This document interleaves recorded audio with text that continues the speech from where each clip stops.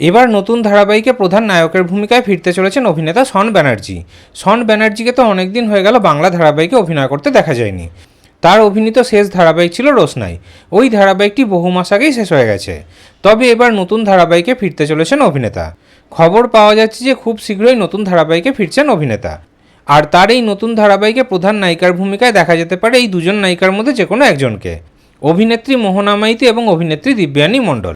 অভিনেত্রী মোহনা মাইতির তুই আমার হিরো ধারাবাহিকের শুটিং তো ইতিমধ্যেই শেষ হয়ে গেছে। ওদিকে অভিনেত্রী দিব্যানী মণ্ডলকে শেষ আমরা ফুলকি ধারাবাহিকে প্রধান নায়িকার ভূমিকাতে অভিনয় করতে দেখতে পেয়েছিলাম। খবর পাওয়া যাচ্ছে যে এবার জি বাংলায় ক্রেজি আইডিয়াস মিডিয়ার একটি নতুন ধারাবাহিক আসতে চলেছে, মানে স্বর্ণেন্দু সমাদ্দারের প্রোডাকশনের একটি নতুন ধারাবাহিক আসতে চলেছে। সেই নতুন ধারাবাহিকে প্রধান নায়কের ভূমিকায় অভিনয়ের জন্য ভাবা হয়েছে অভিনেতা শন ব্যানার্জিকে।